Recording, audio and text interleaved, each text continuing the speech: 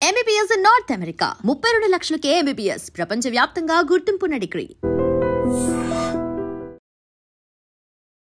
Hello, I'm Abitha Chilukuri, nutritionist and dietitian. ఇప్పుడు చాలామందికి gastric issues అనేవి ఎక్కువగా వస్తున్నాయి. ఇప్పుడు వాళ్ళు తినే ఫుడ్ కావచ్చు లేదా టైమింగ్స్, మెయిన్గా మనకి గ్యాస్ట్రిక్ ఇష్యూస్ రావద్దు అంటే టైమింగ్ అనేది మెయింటైన్ చేయాలి. యూజువల్గా ఎక్కువ తినేసి ఒక మీల్లో నెక్స్ట్ మీల్ స్కిప్ చేసేయడం కానీ, మీల్కి మధ్యలో చాలా ఎక్కువ గ్యాప్ ఉండడం కానీ, ఇలాంటివి చేసినప్పుడు యాసిడిటీ క్రియేట్ అవ్వడం, ఇలాంటి ఇష్యూస్ అన్నీ వస్తూ ఉంటాయి. అందుకని మెయిన్గా అందరూ హోమ్ రెమెడీ ఏంటి అంటే డైట్లో కర్డ్ ఇంక్లూడ్ చేసుకోవచ్చు, బటర్ మిల్క్ కానీ కర్డ్ కానీ ఇంక్లూడ్ చేసుకోవచ్చు. లంచ్తో పాటు కానీ లేకపోతే ఇన్ బిట్వీన్ ద మీల్స్ కానీ బటర్ మిల్క్ కన్జ్యూమ్ చేయడం, లేదంటే కర్డ్ యూజ్ చేయడం, ఫుడ్లో తినడం, మీల్స్తో పాటు కర్డ్ తినడం, ఇలాంటివి ఏమైనా చేయొచ్చు. ఫైబర్ కూడా మనకి one of the important factors అని చెప్పొచ్చు. ఫైబర్ డైట్లో మనకి చాలా ఇంపార్టెంట్ రోల్ ప్లే చేస్తుంది. సెటైటీకి కానీ అన్నిటికీ మంచి హెల్ప్ చేస్తుంది. ఈవెన్ కొలెస్ట్రాల్ తగ్గించడానికి అన్నిటికీ బాగా హెల్ప్ చేస్తుంది. అందుకని డైలీ మనకి మీల్స్లో ఫైబర్ ఉండేలాగా మనం చూసుకోవాలి. హోల్ గ్రెయిన్స్ ఇంక్లూడ్ చేసుకోవడం, వెజిటేబుల్స్, ఫ్రూట్స్ ఇవన్నీ ఎక్కువ తినడం, న్యాచురల్ ఫుడ్స్ అనేవి ఎక్కువ తినాలి. ఈ ప్రాసెస్డ్ ఫుడ్స్ ఏవైతే ఉంటాయో అవి లిమిట్ చేసి న్యాచురల్ ఫుడ్స్ ఎక్కువ తినాలి. ఈవెన్ అప్పుడప్పుడు ప్రాసెస్ ఫుడ్ కానీ ఇలాంటివి తింటున్నా కూడా దాంతోపాటు న్యాచురల్ ఫుడ్స్ తిని బ్యాలెన్స్ చేసుకోవడం చాలా ఇంపార్టెంట్. హెల్దీ లైఫ్ స్టైల్ అంటే ఇప్పుడు ఈవెన్ మనకి ఫిజికల్ యాక్టివిటీ కూడా హెల్ప్ చేస్తుంది. అది కూడా మనకి daily 45 minutes physical activity engage అవ్వడం చాలా ఇంపార్టెంట్. ఇవన్నీ మీరు మెయింటైన్ చేసుకుంటే మీకు ఓవరాల్గా గట్ హెల్త్ కానీ గ్యాస్ట్రిక్ ఇష్యూస్ కానీ రాకుండా ఉంటాయి. సో జనరల్గా డయాబెటీస్ ఇదొక జీవన శైలి వ్యాధి అని చెప్తారు, లైఫ్ స్టైల్ డిజార్డర్ అని కూడా చెప్తూ ఉంటారు. అయితే మన జీవన విధానంలో కనుక ఖచ్చితమైన మార్పులు చేసుకుంటే దీన్ని తగ్గించుకోవచ్చు అని కూడా చెప్తూ ఉంటారు. మరి ఎలాంటి మార్పులు చేసుకోవాలి, ఎలాంటి ఆహార నియమాలు పాటించాలి, షుగర్ ఉన్న వాళ్ళు ఏం తినాలి, ఏం తినకూడదు, వివరాలు తెలుసుకుందాం. మనతో పాటు ఉన్నారు ప్రముఖ dietitian and nutritionist Abitha Chilukuri గారు. మేడం నమస్తే అండి. నమస్తే. అంటే జనరల్గా ఇప్పుడు షుగర్ ఉంది అంటే మొత్తం ఫోకస్ అంతా డైట్ మీదే ఉంటుంది. నిజంగా డైట్ అంతా మ్యాజిక్ చేస్తుందా? డెఫినెట్గా. ఎందుకంటే షుగర్ లెవెల్స్ మొత్తం డిపెండ్ అయ్యేది డైట్ పైన, వీళ్ళు ఏం తింటున్నారని చెప్పి. గ్లైసమిక్ ఇండెక్స్ అవన్నీ డెఫినెట్గా మ్యాటర్ అవుతుంది. ఇప్పుడు యూజువల్గా షుగర్ ఉన్న వాళ్ళు ఎట్లా అంటే వాళ్ళు డైట్, లైఫ్ స్టైల్ ఇవన్నీ మెయింటైన్ చేసుకుంటే వాళ్ళకి డెఫినెట్గా అవి షుగర్ లెవెల్స్ అనేవి కంట్రోల్లోకి వచ్చేస్తాయి. వాళ్ళు ఎట్లా అంటే టైంకి ఫుడ్ తినాలి. మెయిన్గా టైంకి ఎక్కువ గ్యాప్ ఇవ్వకుండా టైం టు టైం వాళ్ళు తింటూ ఉండాలి. ఎక్కువ గ్యాప్ ఇచ్చినప్పుడు వాళ్ళకి మళ్ళీ షుగర్స్ లో అయిపోవడము ఇవన్నీ ఇష్యూస్ వస్తూ ఉంటాయి. వాళ్ళకి టైమింగ్ చాలా ఇంపార్టెంట్. ఫాస్టింగ్ కానీ ఎక్కువ ఓవర్ ఈటింగ్ కానీ ఇవేవి చేయకూడదు. పోర్షన్ కంట్రోల్లో తినాలి ఎప్పుడైనా, కానీ ఎక్కువ తినేయడం కానీ ఓవర్ ఈటింగ్ ఇట్లాంటివి ఏమి చేయకూడదు. అంటే అసలు మార్నింగ్ బ్రేక్ఫాస్ట్ అసలు ఎలా ఉండాలి వాళ్ళకి? మార్నింగ్ బ్రేక్ఫాస్ట్ అంటే కొంచెం హెవీగానే ఉండాలి డెఫినెట్గా. First meal of the day హెవీగా ఉంటేనే బెటర్. అంటే మరీ హెవీగా కాదు, ప్రాపర్గా సఫిషియెంట్గా ఉండాలి వాళ్ళ డేకి మొత్తం ఎనర్జీ ఇచ్చేంత. ఇప్పుడు అది దాంట్లో కొంచెం హోల్ గ్రెయిన్స్ ఇంక్లూడ్ చేసుకొని, సాలడ్ ఇంక్లూడ్ చేసుకొని, ఫైబర్ మిక్స్ అనేది ఎక్కువగా ఉంటే వాళ్ళకి షుగర్ స్పైక్ అనేది అవ్వకుండా ఉంటుంది. షుగర్ స్పైక్ అవ్వకపోతే మనకి కొంచెం షుగర్ లెవెల్స్ అనేవి మెయింటైన్ అవుతాయి. వాళ్ళకి హైపర్ గ్లైసెమియా అవ్వకుండా ఉంటుంది. ఈవెన్ ఇప్పుడు ఒకవేళ ఇడ్లీ, దోశ ఇలాంటివి తినాలనుకున్నా కూడా దాంతోపాటు జస్ట్ ఒక కప్ వెజిటేబుల్ సలాడ్ తింటే వాళ్ళకి సరిపోతుంది, మేనేజ్ అయిపోతుంది. బ్యాలెన్స్, వాళ్ళకి బ్యాలెన్స్ అనేది చాలా ఇంపార్టెంట్. ఏం ఫుడ్తో ఏం ఫుడ్ తింటున్నారు అన్నది. ఓకే. అంటే దోశ, ఇడ్లీ మనలాగా తినచ్చు, కాకపోతే దానికి వెజిటబుల్ సలాడ్ అనేది ఖచ్చితంగా తీసుకోవాలి. ఈవెన్ ఈ కోకోనట్ చట్నీ, కొబ్బరి పచ్చడి, పల్లి పచ్చడి ఇది కొంచెం లిమిట్ చేస్తే బెటర్, ఎక్కువ కన్జ్యూమ్ చేయకుండా. ఓకే, చక్కగా చెప్పారు. ఇంకా నెక్స్ట్ అంటే లంచ్ అయినా లేకపోతే మధ్యలో ఏమైనా తినొచ్చా? మధ్యలో డెఫినెట్గా ఏదైనా ఒక చిన్న స్నాక్ అనేది ఉండాలి. కొంచెం ఒక ఫ్రూట్ కావచ్చు, ఏమైనా వెజిటేబుల్ సాలడ్ చిన్నగా. ఊరికి తినాలంటే వాళ్ళకి ఇష్టం లేదు వెజిటేబుల్ సాలడ్ అనుకునే వాళ్ళు ఫ్రూట్ తినచ్చు. లేదా స్ప్రౌట్స్ ఉంటాయి కదా, స్ప్రౌట్స్ పైన కొంచెం లెమన్ వేసుకొని అట్లా తిన్నా కూడా బాగానే ఉంటుంది. లేదంటే కొంచెం లైట్గా థ్రెప్టిన్ బిస్కెట్స్ కానీ ఏమైనా అట్లాంటివి తినచ్చు.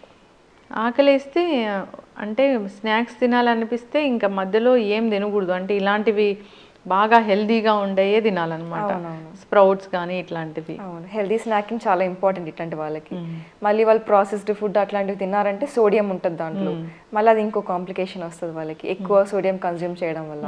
లో సాల్ట్ తీసుకోవాలి కాబట్టి ఇది హెల్దీ స్నాకింగ్ బెటర్ ఆప్షన్స్ వీళ్ళకి. ఓకే, లంచ్లో ఇప్పుడు స్పెసిఫిక్గా రైసే తినాలి, చపాతీనే తినాలి అట్లేం ఉండదు. ఈవెన్ చపాతీస్ ఎక్సెసివ్గా తీసుకున్నా కూడా మనకి షుగర్ అనేది ఇంక్రీజ్ అయిపోతుంది. చపాతీ ఇంకా రైస్ కాంబినేషన్లో తీసుకున్నా కూడా బాగానే ఉంటుంది. జస్ట్ రైస్ తీసుకున్నా కూడా దాంతోపాటు ఏమన్నా హోల్ గ్రెయిన్స్ కాంబినేషన్లో తీసుకున్నా కూడా బాగానే ఉంటుంది.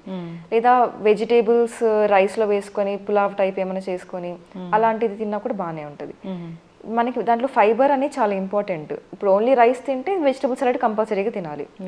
లేదు ఇవేమైనా దాంట్లోనే కుక్ చేసుకొని వెజిటబుల్స్ వేసుకున్నారు, హోల్ గ్రెయిన్స్తో ఏమైనా ప్రిపరేషన్ చేసుకున్నారు, మిక్స్ చేసుకొని తింటారు అంటే it's not a problem. Okay, rice తిన్నా కూడా వాళ్ళు కర్రీ అనేది ఎక్కువ తినాలి.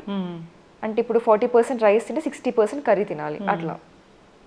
లైక్ ఎక్కువ ఫైబర్ ఉన్న కర్రీస్ తింటే బెటర్. చిక్కుడుకాయ కానీ, బీన్స్, ఆకుకూరలు ఇలాంటివి తీసుకొని దాంతోపాటు ప్రోటీన్ రిక్వైర్మెంట్ కూడా ఇంపార్టెంట్ కాబట్టి దాల్ ఏమైనా పేర్ చేసుకొని దాంతోపాటు ఎగ్ పేర్ చేసుకుంటే హోల్సమ్ మీల్ అయిపోతుంది. ఓకే, అంటే రైస్లో వైట్ రైస్, బ్రౌన్ రైస్ ఇలా మనం చెప్తామా? ఇప్పుడు వైట్ రైస్ కూడా తినచ్చు, అదేం ప్రాబ్లం ఉండదు. White rice, brown rice almost equal ఉంటుంది nutrition factors. But just brown rice ఏంటంటే హోల్ గ్రెయిన్స్, న్యూట్రిషన్ సేమ్ ఉంటుందా?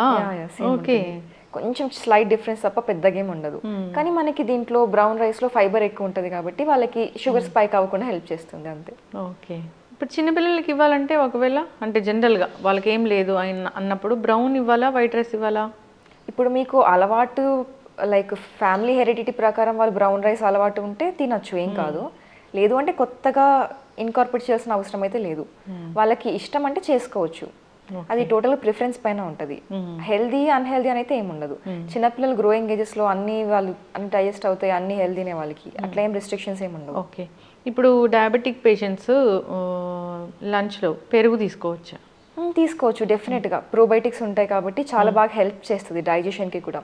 ఈవెన్ కర్డ్ కట్ చేసినప్పుడు ఏదైతే వాటర్ ఏదైతే వస్తుందో దాన్ని వేయి వాటర్ అని అంటారు. దాంట్లో ప్రోటీన్ కంటెంట్ బాగుంటుంది, అది చాలా హెల్దీ. అందుకని కర్డ్ కంపల్సరీగా వాళ్ళు ఇంక్లూడ్ చేసుకోవాలని చెప్తాను అయితే, లైక్ 1 మీల్ ఆఫ్ ద డేలో, బ్రేక్ఫాస్ట్ కానీ లంచ్ కానీ. ఓకే, మళ్ళీ ఈవినింగ్ విషయానికి వస్తే snacks evening like even tea coffee ఏమైనా తాగాలి అనుకుంటే వితౌట్ షుగర్ 1 కప్ తాగొచ్చు.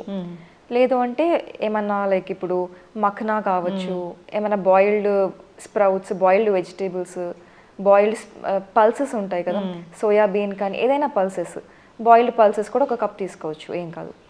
ఓకే, సో డిన్నర్కి స్నాక్స్కి ఎంత టైం ఉండాలి గ్యాప్? 2 hours గ్యాప్ ఉంటే సరిపోతుంది. వీళ్ళు హెవీగా ఏం స్నాకింగ్ చేయకపోతే 2 hours ఉంటే సరిపోతుంది. డిన్నర్ అనేది అసలు ఏ టైంలో చేయాలి? డిన్నర్ 7 to 8 మధ్యలో చేస్తే చాలా బెటర్. ఎందుకంటే మళ్ళీ లేట్ అయింది అంటే వాళ్ళకి డైజెషన్, మళ్ళీ మెటబాలిజం స్లో అయిపోతుంది నైట్కి. అప్పుడు వాళ్ళకి ఎక్కువ ఫ్యాట్ డిపాజిట్ అవ్వడము, ఓవర్ వెయిట్ అయిపోవడం, ఇవన్నీ ఇష్యూస్ వస్తాయి. డిన్నర్ లైట్గా తింటేనే బెటర్. ఏ ఫుడ్స్ తీసుకుంటే షుగర్ స్పైక్స్ అవుతాయి ఎక్కువగా? అంటే ఇప్పుడు టోటల్గా వైట్ రైస్.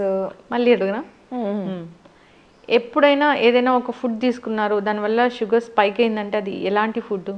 అంటే ఎక్కువ షుగర్ కంటెంట్ ఉన్న ఫుడ్, ఇప్పుడు మ్యాంగో ఉందనుకోండి, అది తింటే వాళ్ళకి డెఫినెట్గా షుగర్ స్పైక్ అయిపోతుంది. అట్లాంటి షుగర్ ఎక్కువ ఉన్న ఫుడ్ తీసుకుంటే వాళ్ళకి ప్రాబ్లం అనేది అవుతుంది. కానీ దాంతోపాటు మనం పేర్ చేసుకునేవి హై ఫైబర్వి చేసుకుంటే అట్లాంటి ఇష్యూస్ ఉండవు.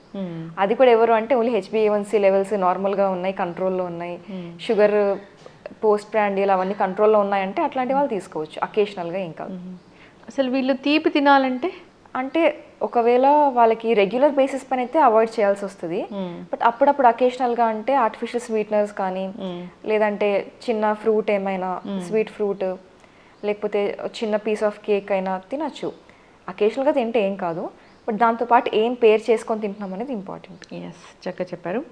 ఇప్పుడు కాకరకాయలు అలాంటివి తీసుకుంటూ ఉంటారు కదా, కాకరకాయలు, మెంతులు ఇలాంటివి, ఏది షుగర్ తగ్గడానికి నిజంగా పనిచేస్తాయి అవి? మెంతులు డెఫినెట్గా పనిచేస్తాయండి. ఎందుకంటే నైట్ సోక్ చేసేసి, కర్డ్లో సోక్ చేసి, లేదా వాటర్లో సోక్ చేసి మార్నింగ్ తీసుకున్నప్పుడు దానికి మెంతులకి ఉంటుంది ఆ ఫ్యాక్టర్, డయాబెటీస్ రిడక్షన్ అనేది దానికి ఉంటుంది, షుగర్ లెవెల్స్ కంట్రోల్ చేసి దానికి ఆ ఫ్యాక్టర్ అనేది ఉంటుంది. దాంట్లో ఫైబర్ కూడా మనకి ఎక్కువ ఉంటుంది కాబట్టి బాగా హెల్ప్ చేస్తుంది. ఓకే, తీసుకోవచ్చు. మెంతులు అయితే డెఫినెట్గా హెల్దీనే. షుగర్ ఉన్న వాళ్ళు డైలీ లైక్ 1 టీ స్పూన్ మెంతులు తీసుకుంటే ఇంకా బాగా హెల్దీ. ఓకే. ఇప్పుడు కాకరకాయ చేదు కదా, చేదు నిజంగా షుగర్ ఉన్న వాళ్ళకి అంత బాగా పనిచేస్తుందా? చేదు అంటే దాంట్లో ఉన్న కాంపౌండ్స్ అనేవి హెల్ప్ చేస్తుంది అంతే. కాకరకాయలో ఉన్న కాంపౌండ్స్, మెంతులో ఉన్న కాంపౌండ్స్ హెల్ప్ చేస్తాయి షుగర్ రెడ్యూస్ చేయడానికి. ఓకే.